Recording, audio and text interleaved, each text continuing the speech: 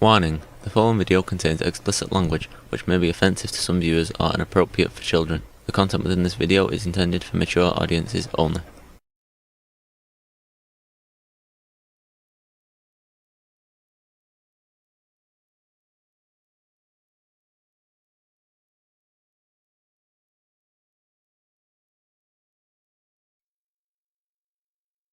This video contains spoilers for the 1975 movie A Boy and His Dog and the 1969 Harlan Ellison novella of the same name.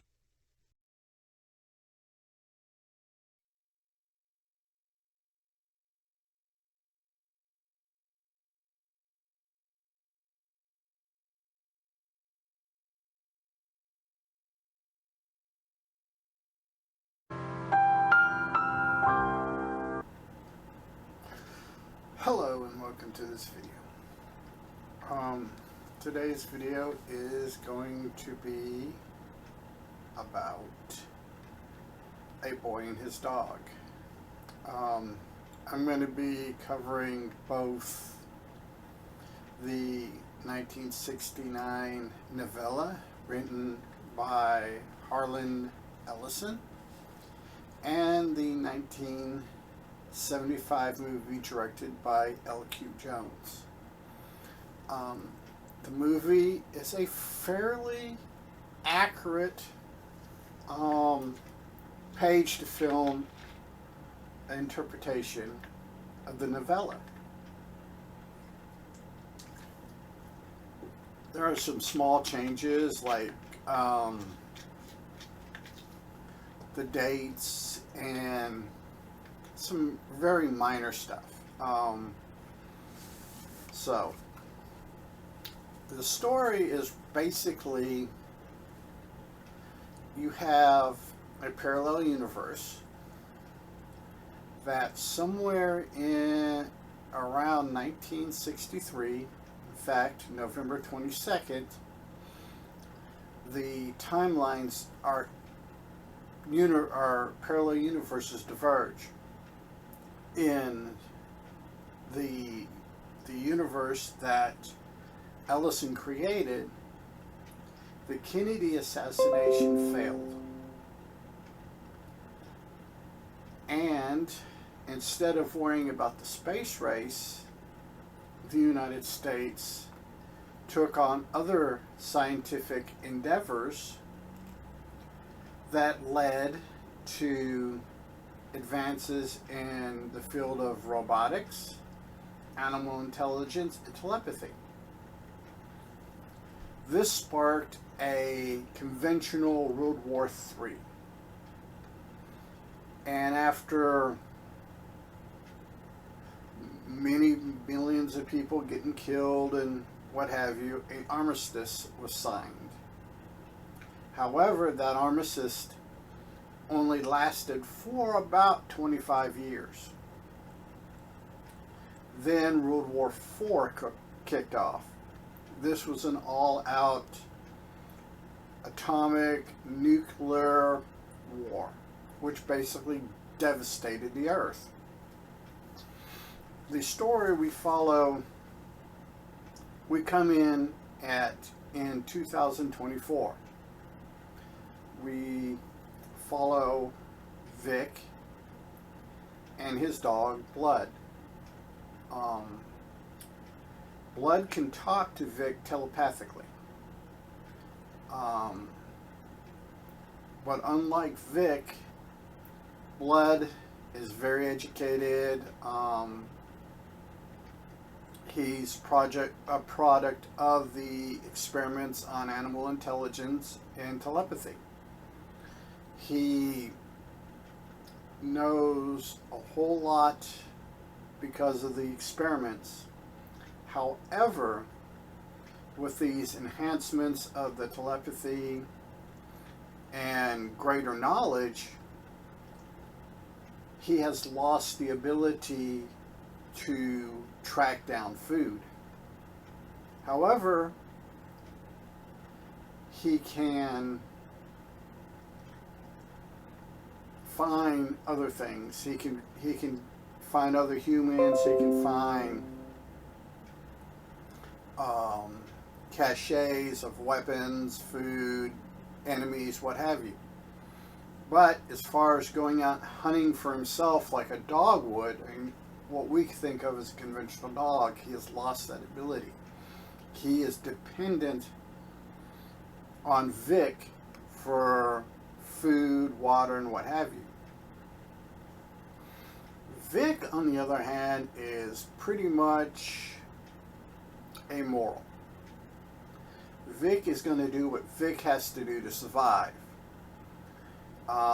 He pretty much has no concept of right and wrong as we know it. For him, right is living to the next day. You did the right thing if you make it to the next day. Blood is, like I said, he's telepathic, and he's very misanthropic.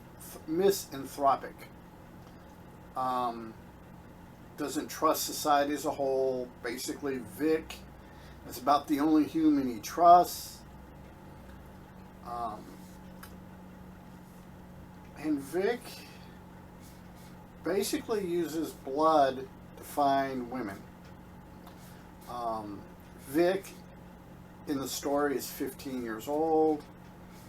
In the movie, he's played by Don Johnson. For those of you that remember the 80s show Miami Vice, same Don Johnson.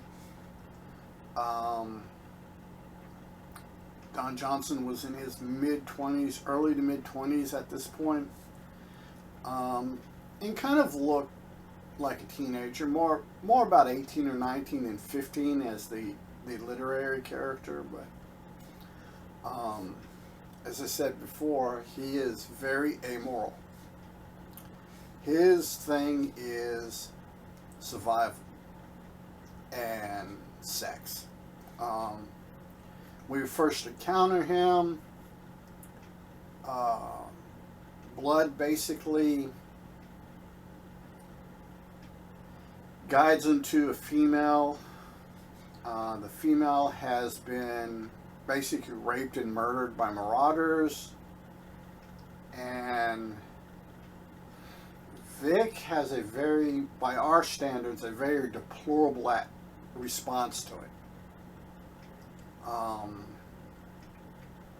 So they have a very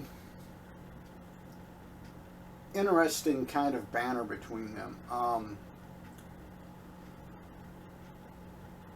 Vic is basically reliant on blood for his survival.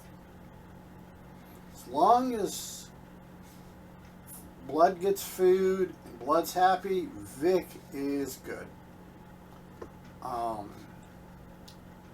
So after we're introduced, Blood and Vic have an exchange basically along the lines of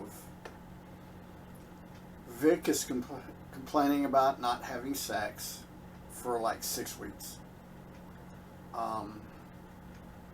Whereas Blood has been eating every day, and Vic is kind of not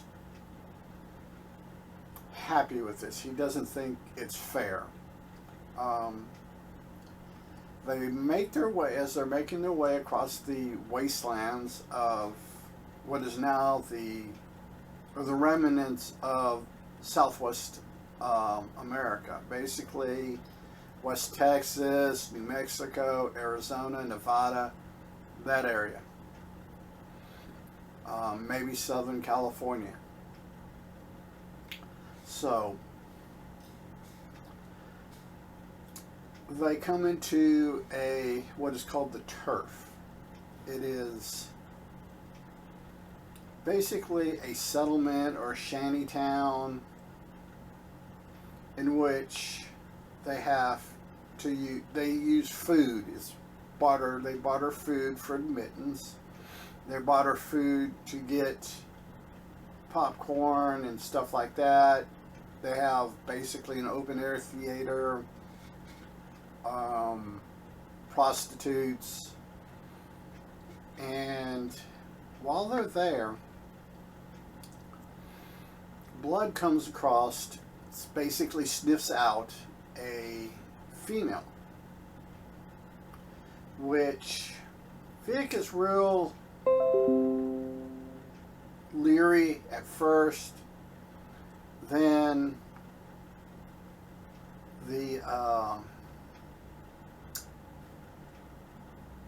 Vic decides to act on Blood's lead. They track the female to an abandoned YMCA. And Vic has all the intention of raping this woman. But before he can get on with his rape, they're interrupted by a group of marauders. A fight ensues, and they basically drive off the marauders. Then mutated creatures called screamers, which I believe are the inspiration for the glowing ones in the Fallout games, the ghouls, the glowing ghouls, which are feral ghouls in the Fallout games, are pretty much brain-eating zombies. The lady, Vic, and Blood seek refuge in a boiler. This is when we find out that the woman's name is Quilla. And Quilla is kind of reluctant, playing the whole reluctant thing at first. Then she starts to put the moves on Vic, which kind of sends red flags all through Blood. Blood's like, no, she shouldn't be acting like this. You just tried to rape her. She should not be coming on to you like this. And they have, Vic and Quilla have sex several times. And in the novella and in the movie, you basically get this from Blood's point of view. And though in the movie it doesn't really show anything, in fact, the movie, about as far as nudity goes in the movie, you see bare female breasts. That's about it. I do think you see Quilla's bare rear end, but I would have to go back and rewatch the movie to confirm it. Quilla basically then is, basically coming onto Vic. Blood pulls Vic out. The screamers are gone. So Blood's like, look, Vic, we need to talk. So they go and they talk. And Blood's like, look, we got all these red flags, dude. Something ain't adding up. And Vic, being the horny 15-year-old that he is, basically ignores Blood's warning.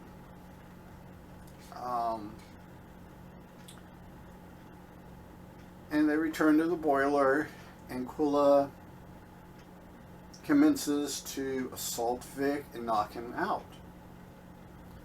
She also leaves a pass card for entrance into what is referred to as the Down Under. Eventually, Vic comes back to consciousness, finds the key card, and at this point, Blood is basically going, look, dude, this is a setup. This ain't looking good. It's not cool.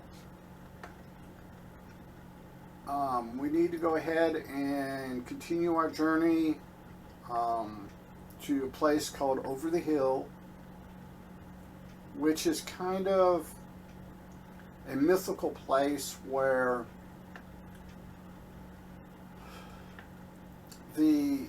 they somehow were fairly unscathed by the nuclear war. It was this area that is relatively untouched by the nukes and the atom bombs and what have you. And Vic has decided that he wants revenge on Quilla for basically assaulting him. However, something I forgot to mention is in the fight with the Marauders, Blood got injured.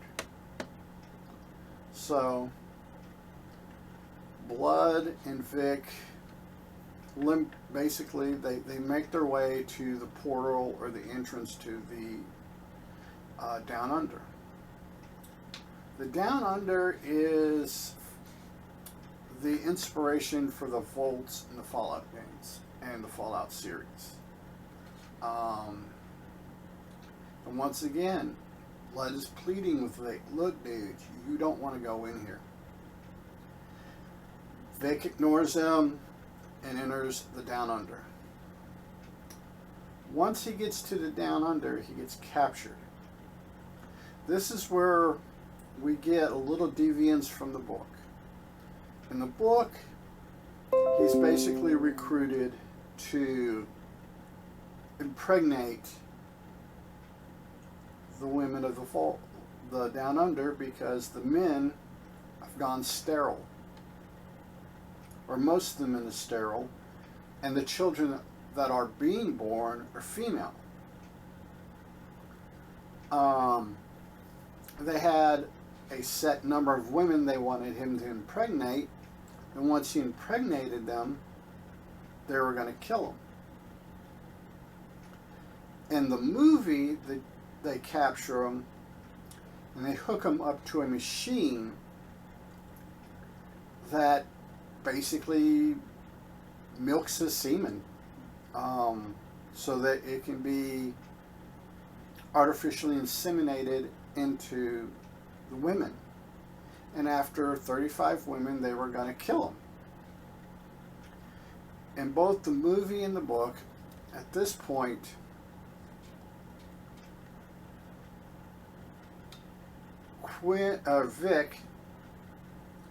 Vic has figured out that Quilla's father wants to have sex with Quilla. The aesthetic of the vault or the Down Under, I keep wanting to call it a vault because I am a big Fallout fan, is kind of gross, this whole incest thing. But the aesthetic, let me get back to the aesthetic of the vault. It has a very 1950s, Leave It to Beaver, Father's Knows Best, Donna Reed show type feel to it. One thing that you notice really quick, there are no minorities, and it's pretty much all white people. For some reason, it never explains in the movie, and I don't remember if it explains it or if it's even something in the novella, that they're all in basically clown makeup. They have a white face and the two big red dots on the cheeks. And Quilla's ambitions are to take control of the vault. Vic uses his knowledge of Quilla's father wanting to have sex with her to recruit her into helping him escape. However, Quilla wants Vic to help her take over the Down Under. There's basically a shootout, a fight between the inhabitants of the Down Under, and we find out that the Down Under is a fairly sexist, homophobic, racist, you know, all the deplorable things from the 50s that people don't like to talk about. That's basically the Down Under. During this fight, Quilla acquiesces and they return to the surface, Quilla and Vic. When they get to the surface, they find that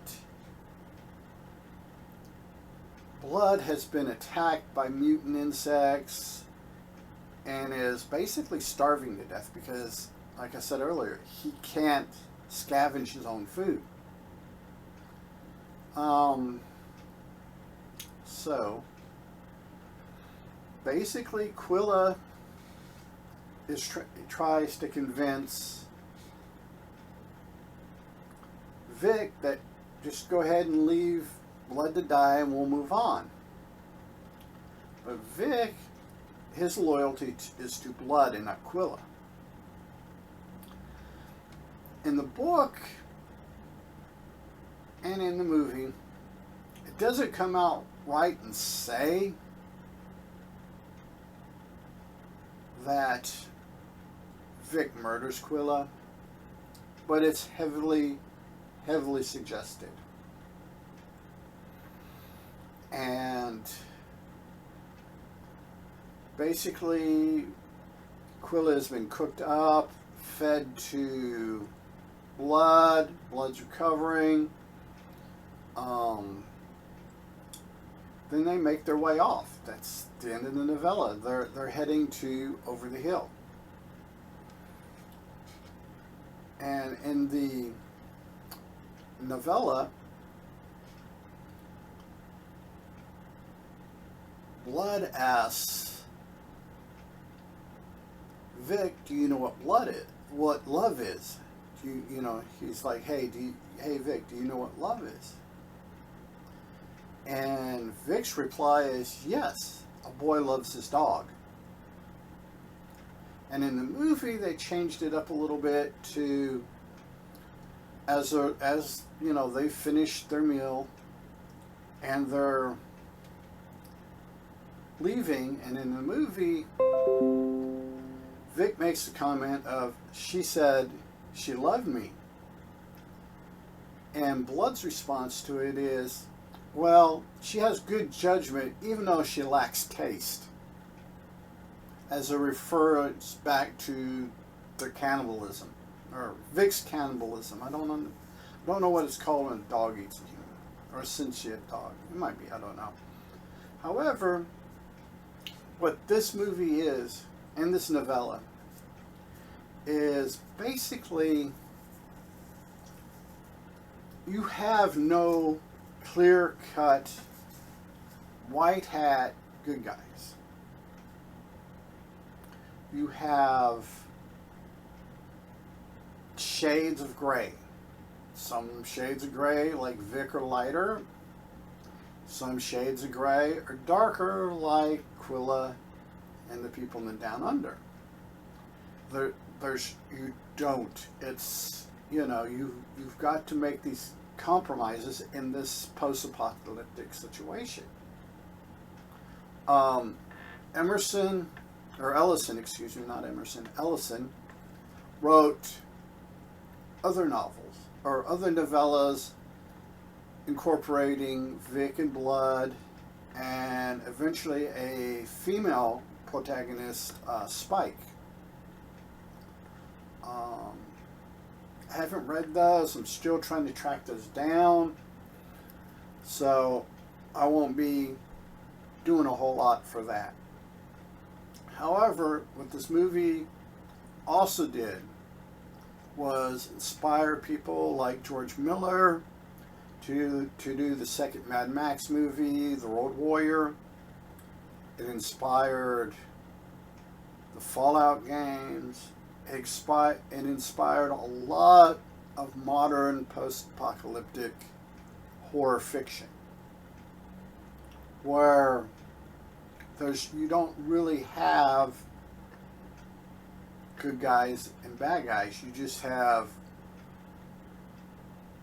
people that are better than others and others that are a whole lot worse. It's codified, it set a working template for a lot of the post-apocalyptic fiction that we consume in modern times. Harlan Ellison, the stories, or at least the story that I've read and from what I've researched, all of the stories within the Boy and His Dog cycle are written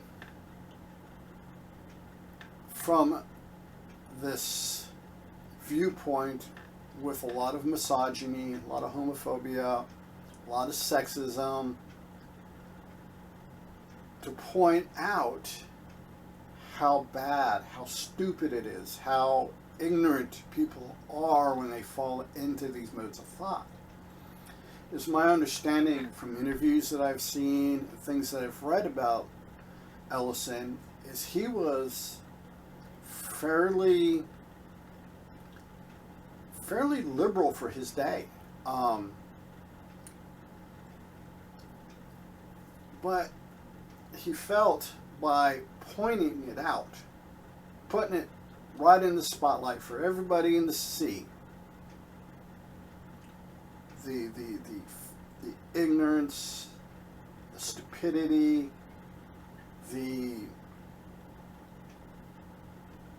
all the negativity from these modes of thought, and by putting them out there for you to see, he wanted to shed light on it for people to understand how this is ignorant. And it does play into a lot of things. You also get some inspiration in the Ridley Scott Alien movie. You get the strong female who has to overcome the misogyny of her crewmates. And the things that Ellison put front and center stage under the brightest spotlight that he could get is not him endorsing it, but him shedding light on it for people to see the negativity that comes from it. The movie was shot on $400,000 budget. To put that in kind of a retrospective thing, commercials of that time period, a 60-second commercial in 1975 cost about $600,000. So yeah, it's not a high budget movie. In fact, it has the feeling of, say, the 1970s, early 1980s Doctor Who shows. The production value, say, something like the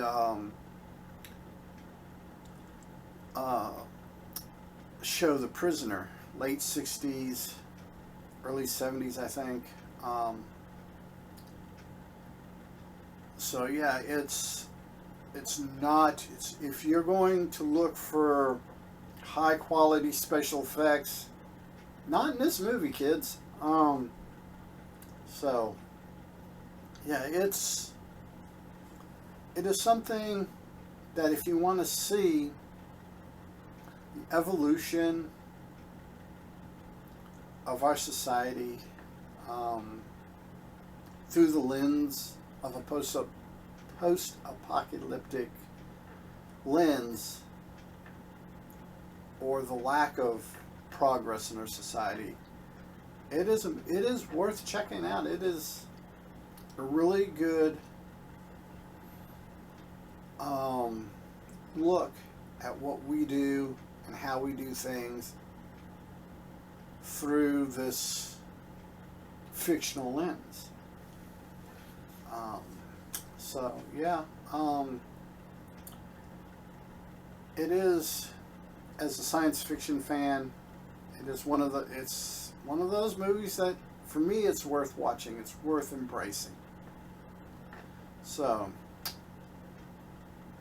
and until next time, everybody, be a good human.